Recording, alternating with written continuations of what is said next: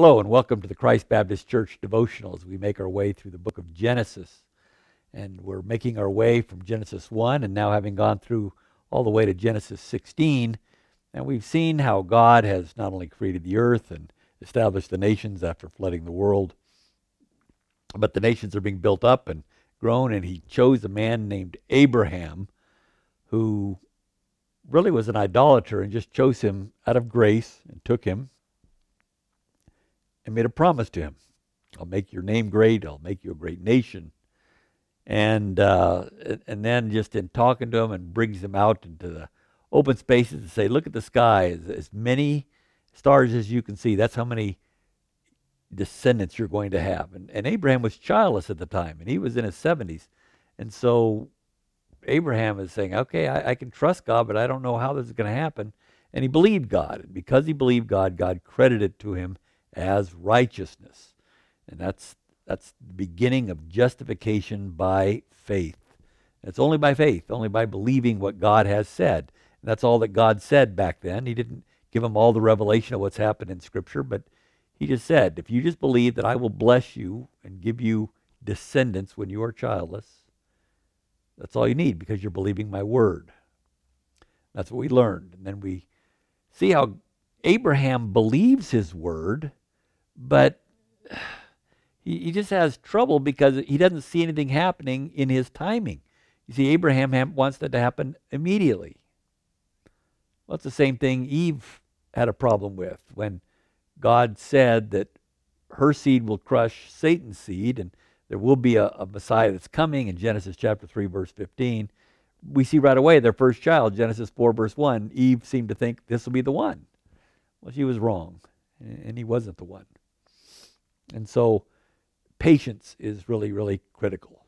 So we find ourselves in Genesis 16 here that we were in yesterday's devotion, where Abraham is thinking, well, if I'm going to have a child and try to figure out how this is going to work, he knows he hasn't had a child. So in chapter 15, verse 4, he says, actually 15, verse 2, he says, the heir of my house is Eliezer of Damascus, somebody in my house, because I'm obviously the problem. We can't have children, so it's going to be somebody else.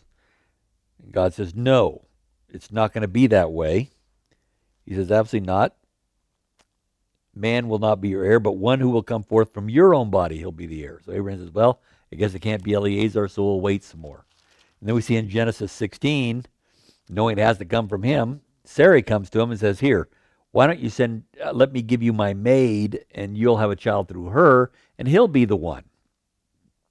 Well, the maid gets pregnant, and they grow up. She gets pregnant, and basically when Abram was 86 years old, Hagar bore Ishmael to him. We saw that in verse 16 of chapter 16. That takes us now to chapter 17. As time marches on, we see what's happening in the life of Abraham. Something unique happens here. Very important kind of inauguration of the covenant that was made in Genesis 15. Chapter 17, verse 1. Now when Abram was 99 years old, the Lord appeared to Abram and said to him, I am God Almighty, walk before me and be blameless. 99 years old. And if we look at chapter 16, verse 16, he was 86 when Hagar bore Ishmael to him. So the difference or the distance between chapter 16, verse 16 and 17, verse 1 is 13 years. 13 years right there between those two verses. Because now he's 99 years old, the Lord spoke to him and said to him, I'm God Almighty, walk before me and be blameless. I will establish my covenant between me and you, and I'll multiply you exceedingly. I'm now going to really begin moving on the covenant that I made with you in Genesis 15 when you were about 75. So that many years ago, about 24 years previously, where God had actually made that covenant with him, we see him saying, now I'm going to establish it, and I'll multiply you exceedingly. I'm ready to do my job when you're 99. Abram fell on his face, and God talked with him, saying, as for me, behold, my covenant is with you, and you'll be the father of a multitude of nations. No longer shall your name be called Abram, but your name shall be Abraham, for I have made you the father of a multitude of nations. So he lengthened his name from Abram to Abraham. And the reason is that the word am is actually a Hebrew word, am, and it means people. People. Father of the peoples, father of many peoples. So he changed his name from Abram to Abraham.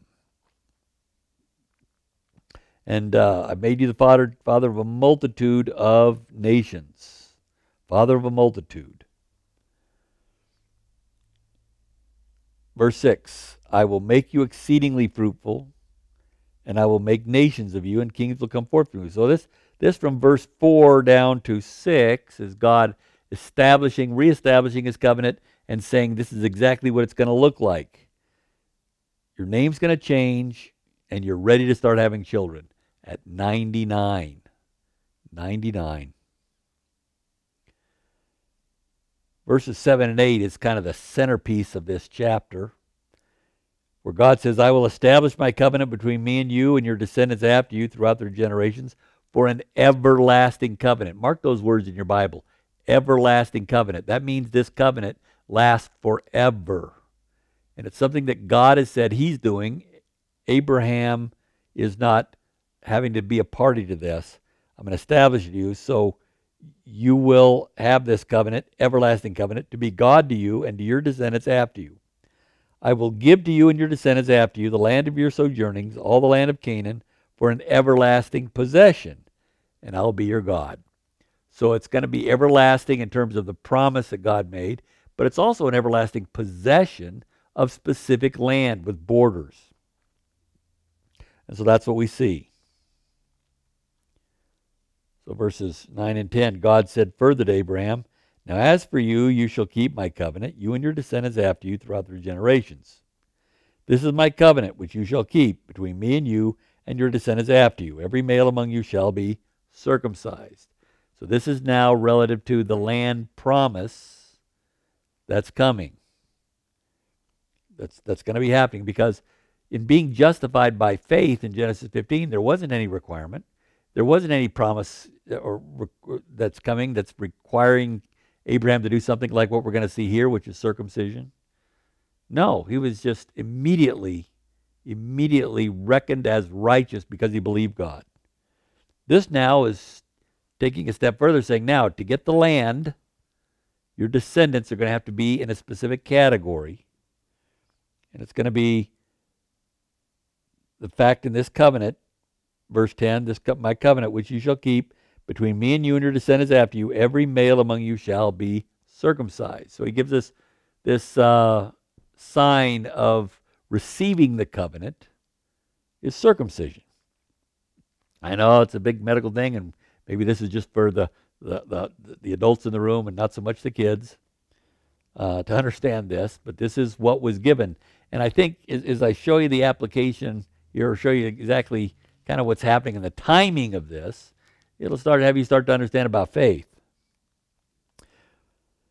Well, it goes on in verse 12, and every male among you who is 8 days old shall be circumcised throughout your generations. A servant who is born in your house or who is bought with money from any foreigner who is not of your descendants. A servant who is born in your house or who is bought with your money shall surely be circumcised. Thus shall my covenant be in your flesh for an everlasting covenant. This is what you do. This was given to Abraham. It was not given to Moses. It was given to Abraham, specifically for his people and everybody in his household that he regards in his household, to identify them separately. And you know what? There's some very specific medical things here in terms of circumcision of males. When that happens, they says on the 8th day is how they did that in Israel. They want to do that.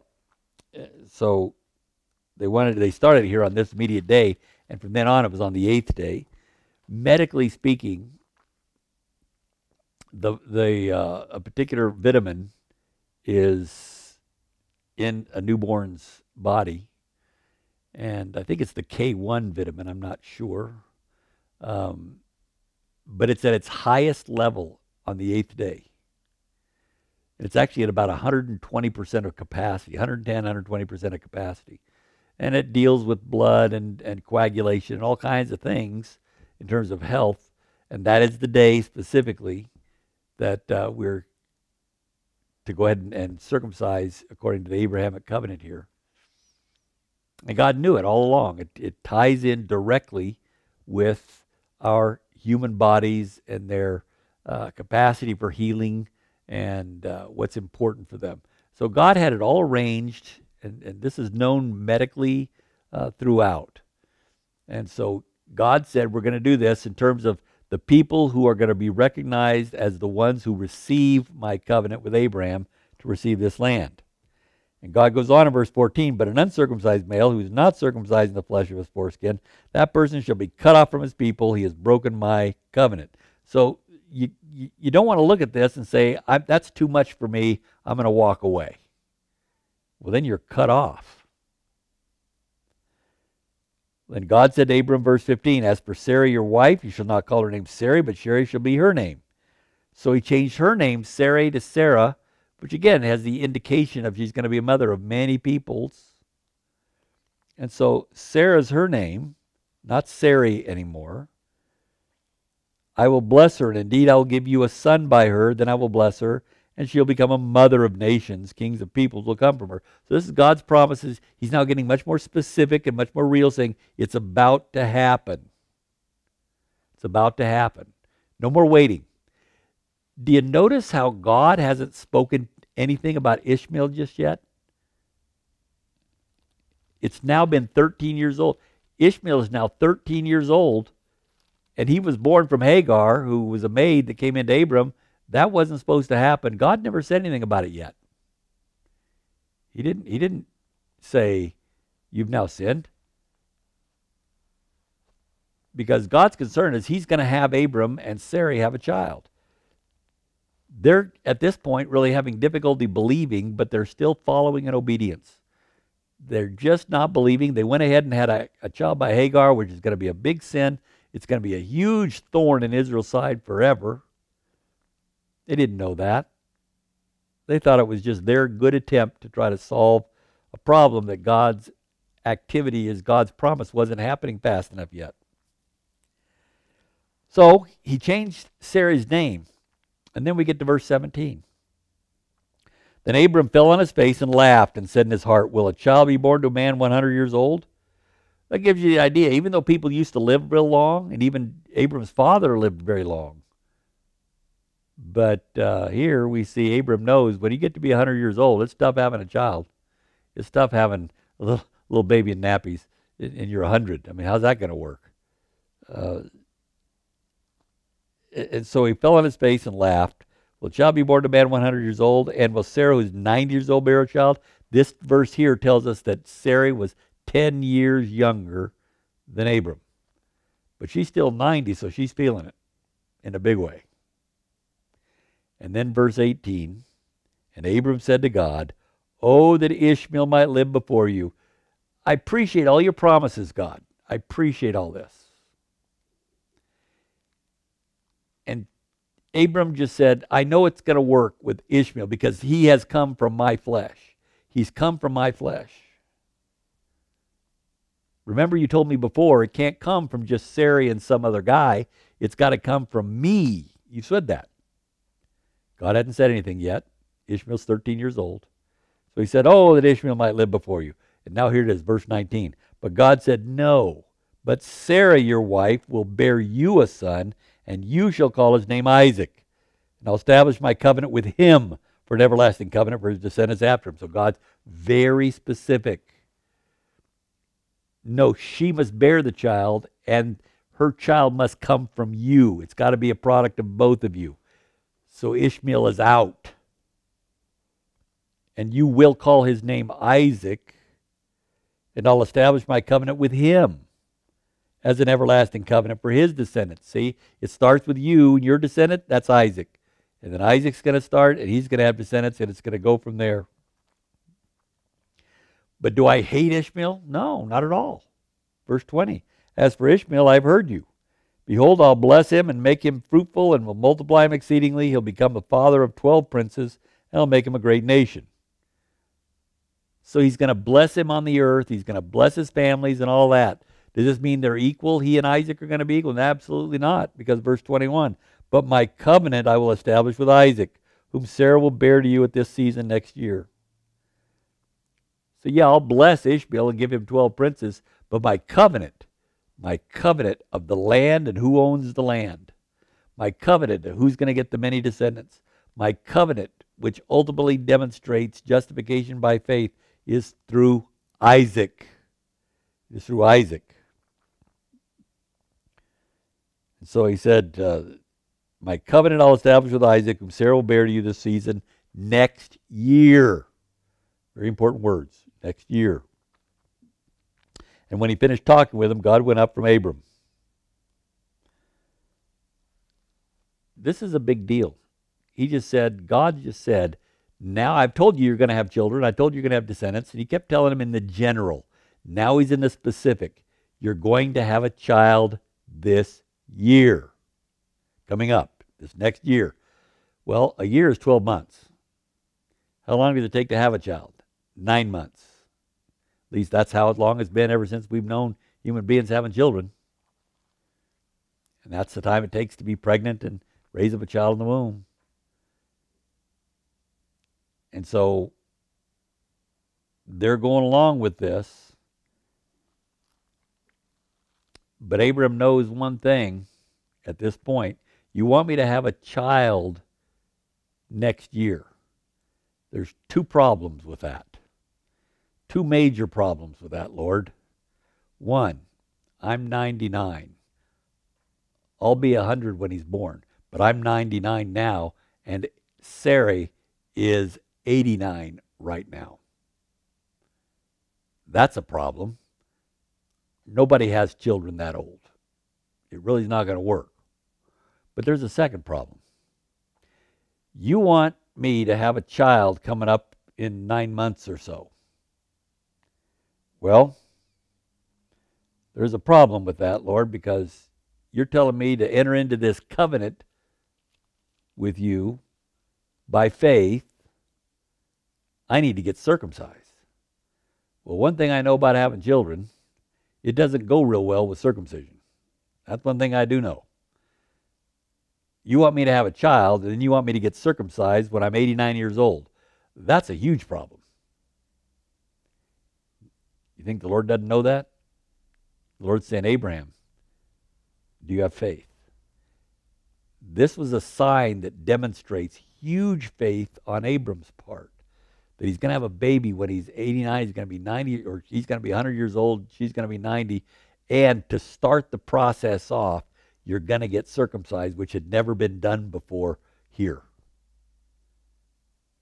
Well, you know what Abram did? Verse 23.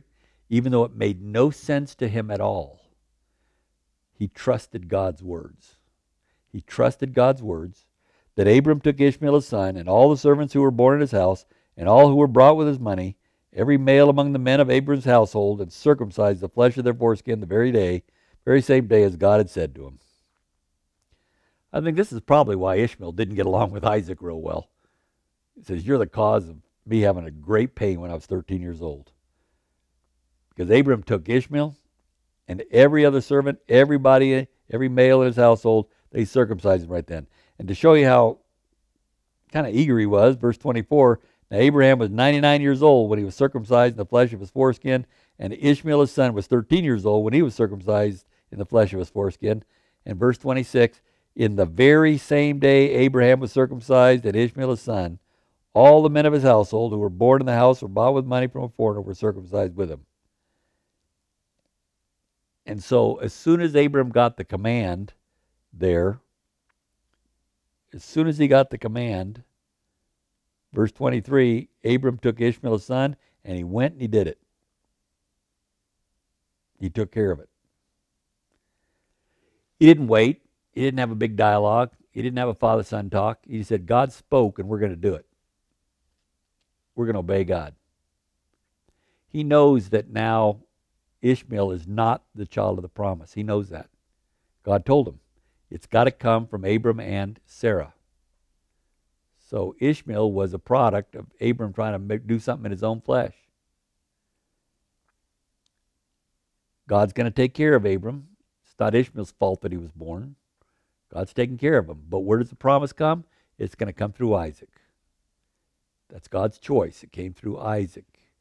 Abram and Isaac, and then the rest of the descendants are going to be heirs of the promise. But everybody who can inherit this, everybody who's going to be an inheritor from Abram's descendants, they need to be circumcised. This is the establishment of that covenant. And what's the point of that? It demonstrates faith, doesn't it? When you're 99 years old and you're told you're going to have a baby with your wife who's 89 years old, and then the next step is go get circumcised before you have the baby, that exercise, that takes a lot of faith. A lot of faith. And Abraham demonstrated that faith by doing exactly what God said, even though it didn't make any sense. And he realized he's made two big blunders by thinking that maybe he could get Eleazar to get with his wife. No, that wasn't the answer. God told him no there and protected Sarai. But then Abraham did get with Hagar and had Ishmael. That was a mistake, and God told him it was right here in verse 19. He says, no, you're wrong. Ishmael doesn't get anything. In Isaac is where your descendants will come from, of the child of the promise. So what we see here is God now inaugurating. He says, I have a covenant that's eternal, it's unconditional, I'm going to give it to you. Just believe. What is belief here? Belief is demonstrated right here in faith by saying you do what God has commanded, even though it doesn't make sense, even though you don't know how this is going to work. He tried a couple times to do things in his own flesh. It's not going to work. It's disobeying God, and it's causing great grief in the future. But he carries on, and God is gracious to say, I'm going to keep working with you and keep going as long as you keep being drawn to me and you're coming. And now I'm going to tell you to circumcise, which you do, knowing that this goes against every nerve in your body to say, how's this going to work? How am I going to have a child at 100 years old and get circumcised at the time? Well, he does, and we're going to see here in chapter 18, coming up in 20 and 21, we're going to see they do have that child. And God is faithful in his promise in all that has happened. So that's what we see in Genesis chapter 17. God still, even though Abraham is working in his own flesh and kind of growing spiritually, God is working with him and still saying, I'm going to hold this covenant. I'm going to hold my end to this covenant because it's an unconditional covenant to you that you will have an everlasting possession. You get this land and you will have descendants to inherit it. That's the promise. So we see that in Genesis 17. I want you to join us for the next devotion as we hit Genesis chapter 18.